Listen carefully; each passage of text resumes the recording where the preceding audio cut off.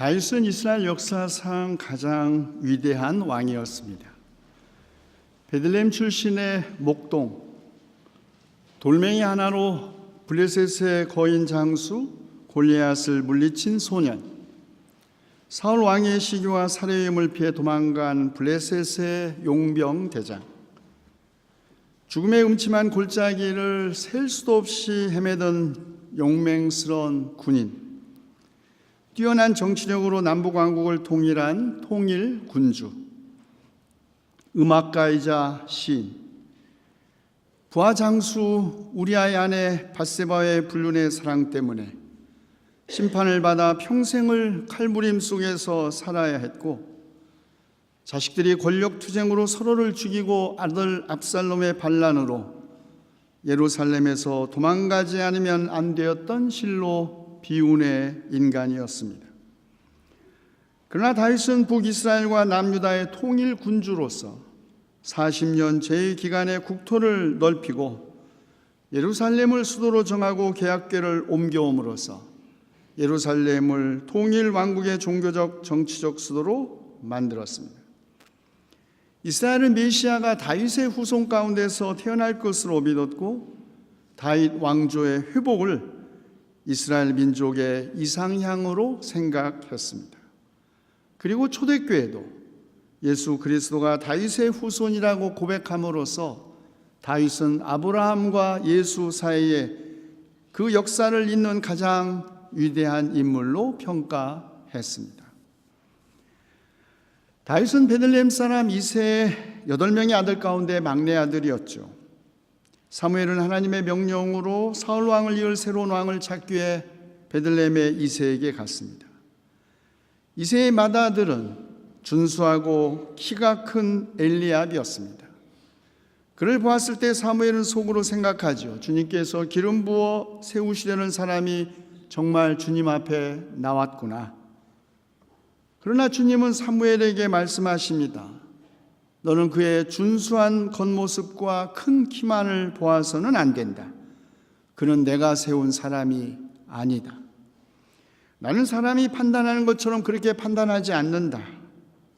사람은 겉모습만을 따라 판단하지만 나 주는 중심을 본다. 사람을 보는 하나님의 판단은 다르다는 것이죠. 하나님은 겉모습만이 아니라 그 중심, 마음 바탕을 보신다는 것입니다. 겉모습은 얼마든지 꾸밀 수 있어도 마음 바탕은 결코 꾸밀 수 있는 것이 아니기 때문입니다. 그래서 사무엘은 이새의 나머지 아들들을 차례로 불러 살펴보고 마침내 막내인 다윗을 발견하고 그에게 기름을 부었고, 그 후 주님의 영이 그날부터 다윗을 감동시켰다고 합니다. 그런데 한편 사울 왕은 우울증에 시달렸습니다. 때때로 아주 갑작스런 심한 우울증에 빠졌습니다. 스스로 통제할 수 없을 만큼 심한 감정의 기복과 우울증은 마침내 야훼의 영이 그를 떠난 후 불안으로 더욱 악화되었습니다. 음악이 악령을 쫓는다고 믿었던 신하들은 수금을 잘 타는 사람을 찾았고, 이때 다윗은 사울 왕의 궁정 음악사로 궁전에 들어갑니다. 다윗은 수금을 잘 타는 음악가였을 뿐만 아니라 시인이기도 했습니다. 우리가 가지고 있는 시편 150편 가운데 다윗이 직접 쓰거나 혹은 다윗의 이름과 결부된 시가 73편에 이르는 것이 그것을 보여줍니다. 그런데 어느 날 블레셋이 전쟁을 일으킵니다. 사울도 이스라엘 군대를 소집하여 테레빈 나무 골짜기에 진을 쳤습니다. 그런데 블레셋 진영에는 갓 출신의 키가 3m에 이르는 거구의 장수 골리앗이 있었습니다. 그를 본 사울은 물론 모든 이스라엘 군대가 두려움에 사로잡혔습니다. 이때 참전한 형들에게 음식을 가져다 주라는 아버지의 부탁을 받고 진지에 온 다윗 소년이 그 소문을 듣습니다. 그리고 사울 왕에게 가 내가 골리앗과 대결하겠다고 나섭니다. 전쟁 경험이라고는 한 번도 없는 한 어린 소년이 파란만장한 삶을 오직 전장에서 겪었던 거인 골리앗에게 보내는 것이 마음에 걸렸던지 사울은 말립니다. 그때 다윗은 이렇게 말하지요. 누구든지 저 자 때문에 사기를 잃어서는 안 됩니다. 임금님의 종인 저는 아버지의 양떼를 지켜왔습니다. 사자나 곰이 양떼에 달려들어 한 마리라도 물어가면 저는 곧바로 뒤쫓아가서 그놈을 쳐 죽이고 그 입에서 양을 꺼내어 살려내곤 했습니다. 제가 사자도 죽이고 곰도 죽였으니 저 할례 받지 않은 블레셋 사람도 그 꼴로 만들어 놓겠습니다. 살아계시는 하나님의 군대를 모욕한 자를 어찌 그대로 두겠습니까? 사자의 발톱이나 곰의 발톱에서 저를 살려주신 주님께서 저 블레셋 사람의 손에서도 틀림없이 저를 살려주실 것입니다. 이후의 이야기는 여러분 모두 다 잘 아십니다. 사울은 자기의 군장비를 벗어 다윗을 무장시켜 주었지만 다윗은 거치장스러운 투구와 갑옷과 무기를 벗어버리고 목동에 지팡이 1개, 무린매와 돌 5개만을 들고 적장을 향하여 나갑니다. 흉안의 소년 목동을 본 골리앗은 이렇게 말합니다. 막대기를 들고 나에게 나와? 네가 나를 개로 여기는 것이냐? 어서 내 앞으로 오너라. 내가 너의 살점을 공중에 세워 들짐승의 밥으로 만들어 주마. 다윗은 말합니다. 너는 칼을 차고 창을 메고 투창을 들고 나에게 나왔으나 나는 내가 모욕하는 이스라엘 군대 하나님 곧 만군의 주님의 이름을 의지하고 너에게로 나왔다. 주님께서 너를 나의 손에 넘겨주실 터이니 내가 오늘 너를 쳐서 내 머리를 베고 블레셋 사람의 죽음을 모조리 공중에 새와 땅의 들짐승에게 밥으로 주어 온 세상이 이스라엘의 하나님을 알게 하겠다. 또 주님께서는 칼이나 창 따위를 쓰셔서 구원하시는 것이 아니라는 것을 여기에 모인 이 온 무리가 알게 하겠다. 전쟁에서 이기고 지는 것은 주님께 달린 것이다. 그리고 돌멩이 하나로 골리앗을 쓰러뜨리고 다윗은 블레셋을 물리쳤습니다. 승전한 다윗이 사울과 함께 군인들과 함께 다윗 성읍으로 들어올 때 온 이스라엘 백성이 소구와 괭과리를 들고 날아와 노래하고 춤추며 환호성을 질렀습니다. 그때 부른 노래, 사울은 수천 명을 죽이고 다윗은 수만 명을 죽였다. 생각할수록 화가 치밀었습니다. 사람들이 다윗에게는 수만 명을 돌리고 나에게는 수천 명을 돌렸으니 이제 그에게 더 돌아갈 것은 이 왕자리밖에 없겠군. 사울은 투덜거렸습니다. 그리고 그때부터 사울은 다윗을 시기하고 의심하기 시작합니다. 사울 왕의 우울증도 심해지기 시작했고 사울 왕은 때로는 정략적인 자기 딸과의 혼인을 제안함으로써 다윗을 회유하기도 하고 때로는 연회석상에서 창을 던져 다윗을 죽이려고도 했고 심지어는 이미 도망친 다윗을 끝까지 추적하기도 했습니다. 그러나 사울 왕이 길보아 산의 전투에서 블레셋 사람에게 패하고 자살한 후 다윗은 남쪽 유다의 왕으로 등극합니다. 그때 그의 나이 30살이었습니다. 그 후 40여 년 동안 다윗은 통일 왕국의 가장 위대한 왕으로서의 치적을 쌓아갔습니다. 원수들과 그치지 않는 전쟁 속에서 그는 왕으로서 충분히 정치적이고 전략적이지 않으면 안 되었습니다. 다윗은 자신의 왕권을 안정되게 자식에게 넘겨주기 위하여 평생을 목숨을 걸고 자기와 함께한 그의 부하와 장수 요압과 내가 너는 결코 죽이지 않겠다고 맹세까지 한 게라의 아들 시므이도 처형하게 합니다. 다윗은 왕자를 위협할 잠재적 위험 세력을 사전에 제거함으로써 솔로몬의 왕권을 견고하게 하려고 했던 것이죠. 다윗은 그러나 자신의 죄악을 감추기 위하여 끊임없이 잔꾀를 부리고 악을 행하기도 한 인물입니다. 우리가 다 아는 것처럼 어느 날 저녁 왕궁을 거닐다가 다윗은 한 여인이 목욕하는 것을 봅니다. 신하를 보려 안에 보니 그는 그의 부하장수 햇사람 우리아의 아내 밧세바였습니다. 그런데도 다윗은 밧세바와 통정을 합니다. 밧세바가 임신한 사실을 알게 되자 다윗은 전장에 나가 있는 우리아를 불러 특별 휴가를 줍니다. 그러나 우리아는 이렇게 말하죠. 언약궤와 이스라엘과 유다가 모두 장막을 치고 지내고 저의 상관이신 요압 장군과 임금님 모든 신하가 벌판에서 진을 치고 있습니다. 그런데 어찌 저만 홀로 집으로 돌아가서 먹고 마시고 나의 아내와 잠자리를 같이 할 수가 있겠습니까? 임금님이 확실히 살아계심과 또 임금님의 생명을 걸고 맹세컨대 그런 일은 제가 하지 않겠습니다. 당황한 다윗은 다음 날 우리아에게 술을 대접하여 취하게 했지만 우리아는 또 집에 가지 않습니다. 마침내 다윗은 요압 장군에게 편지를 써서 우리아가 전투가 가장 치열한 전선에 나가게 하여 그를 전사하게 합니다. 모든 것은 다윗의 계획대로 되었습니다. 이제 남편이 없는 과부가 된 밧세바를 다윗은 매우 합법적으로 자신의 후궁으로 삼을 수 있게 된 것입니다. 그러나 주님께서 보시기에 다윗이 한 일은 아주 악한 것이었습니다.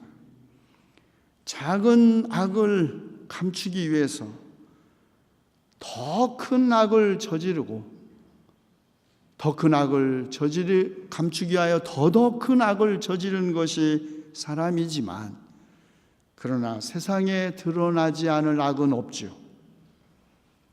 이때 예언자 나단이 다윗을 책망합니다.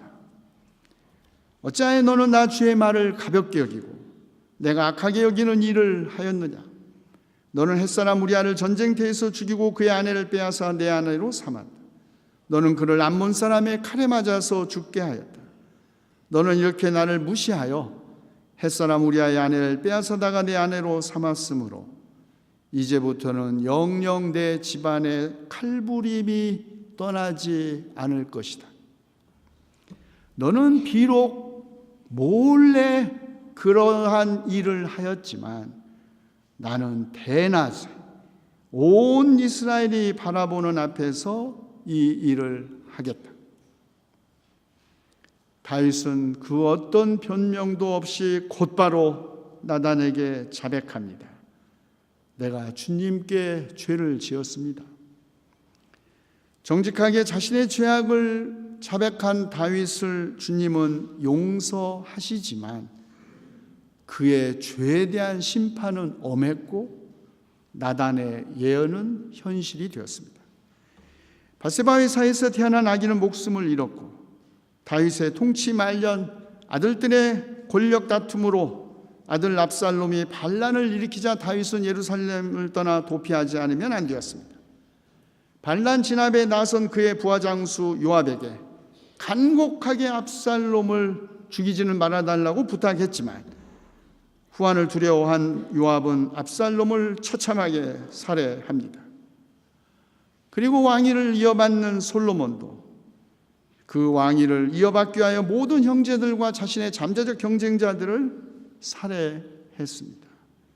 다윗의 집안에 칼부림이 떠나지 않았던 것이죠. 다윗은 말년에 인구조사를 합니다. 당시의 인구조사는 세원을 확보하거나 징병을 하기 위한 것이었습니다. 그러나 인구조사를 마친 다윗은 곧바로 스스로 자신의 한 일에 가책을 받아 죄를 자백하고 하나님의 용서를 빕니다. 그러나 진노하신 하나님은 예언자 갓을 보내 다윗이 3가지 심판 가운데 하나를 선택하라고 합니다. 7년 동안의 흉년, 아니면 3개월 동안 왕이 원수들에게 쫓겨 도망하는 것, 또 다른 하나는 3일 동안 전염병이 퍼지는 것이었습니다. 다윗은 사람의 손에 벌을 받고 싶지 않아 차라리 주님의 손에 벌을 받고 싶다고 생각한 3일 동안의 전염병을 선택합니다. 그날 아침부터 단에서부터 브엘세바에 이르기까지 백성 가운데서 죽은 사람이 7만 명이었습니다. 이를 본 다윗 이렇게 말합니다. 하나님, 제가 죄를 짓지 않았습니까? 제가 바로 이런 악을 저지른 사람입니다. 백성은 양떼일 뿐입니다. 그들에게는 아무런 잘못도 없습니다. 나와 내 아버지의 집안을 쳐 주십시오. 그리고 주님의 백성에게서는 전염병을 거두어 주십시오. 지도자 한 사람의 죄악과 그에 대한 심판은 온 백성에게 미치기 때문에 진정한 지도자는 백성을 지키기 위해 자기 자신과 자기 집안을 먼저 치는 사람입니다. 백성을 속여 자기 자신과 자기 집안만 챙기는 지도자는 진정한 지도자가 아니지요. 더군다나 나는 몰랐다. 다 다른 사람이 한 일이다.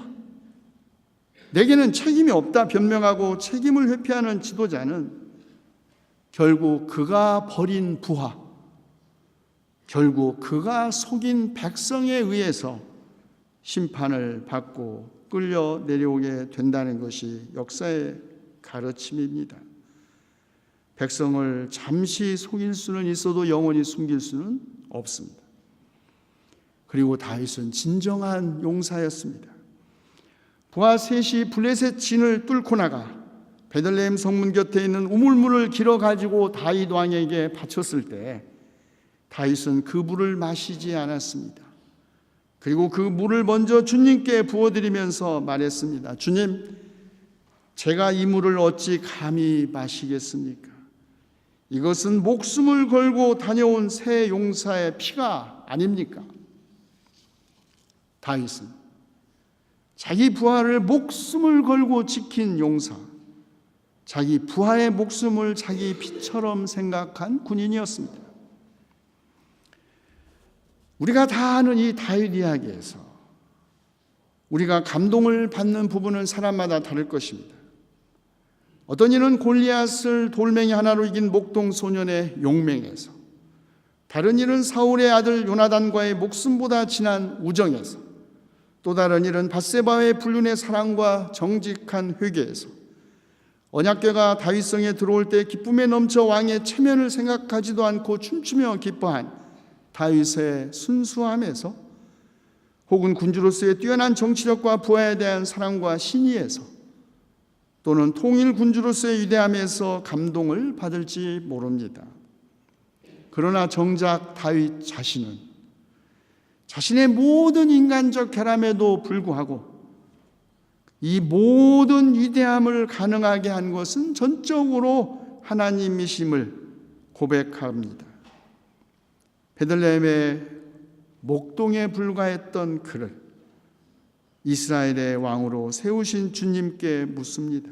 주 하나님, 내가 누구이며 내 집안이 무엇이기에 주님께서 나를 이러한 자리에까지 오르게 해주셨습니까? 주님께서 만물을 다스리시며 주님의 손에 권세와 능력이 있으니 사람이 위대하고 강하게 되는 것도 주님의 손에 달렸습니다. 주님 앞에서 우리는 우리의 모든 조상처럼 나그네와 임시 거주민에 불과하며 우리가 세상에 사는 날이 마치 그림자와 같아서 의지할 곳이 없습니다. 나의 하나님, 주님께서는 사람의 마음을 헤아리시고 정직한 사람을 기뻐하시는 줄을 제가 압니다. 다윗은 정직한 사람이었습니다. 그는 자기 자신의 감정에 솔직했고 수많은 전쟁과 전투 속에서 죽음의 위협을 두려워했고 그 두려움이 닥쳐올 때마다 뼈가 마디마다 떨리고 마음을 걷잡을 수 없이 떨릴 정도로 탄식했고 거짓 증인들과 원수들과 대적자들이 그를 칠 때에 두려움에 울부짖었습니다. 그러나 다윗은 하나님의 한결같은 자비를 의지했고 마음에 속임수가 없는 사람을 하나님은 용서하신다는 것을 믿었습니다. 저는 이것이 성서가 증언하는 다윗의 위대함이라고 생각합니다. 길을 잃었을 때 다윗은 하나님께 그가 마땅히 가야 할 길을 가르쳐 달라고 기도했고, 젊은 시절에 지은 죄와 반역을 기억하지 마시고 주님의 자비로우심과 선하심으로 자기를 기억하여 달라고 빌었습니다. 사람은 누구나 살아가면서 길을 잃을 수 있고 또 누구나 길을 잃은 적이 있을 것입니다. 문제는 길을 잃는 것이 아니라 회개하고 마땅히 가야 할 길을 가지 않는 것이죠. 다윗이 그 모든 죄악과 인간적 결함에도 불구하고 다시 일어설 수 있었던 것은 정직한 영혼을 용서하시는 변함없는 하나님의 사랑을 믿었기 때문입니다. 그래서 다윗은 정직한 사람은 하나님의 얼굴을 뵙게 될 것이라고 시편 11편에서 노래할 수 있었습니다. 그렇습니다. 하나님은 마음이 정직한 사람과 마음이 정결한 사람에게 선을 베푸시는 분이고 정직한 사람의 기도는 기뻐하시는 분이시니 우리도 정직한 마음으로 주님 앞에 나아가면 용서하지 못할 일이 없으신 주님께서 우리와 함께 하실 것입니다. 기도하시겠습니다. 여러분이 전에는 어둠이었으나 지금은 주님 안에서 빛입니다. 빛의 자녀답게 사십시오.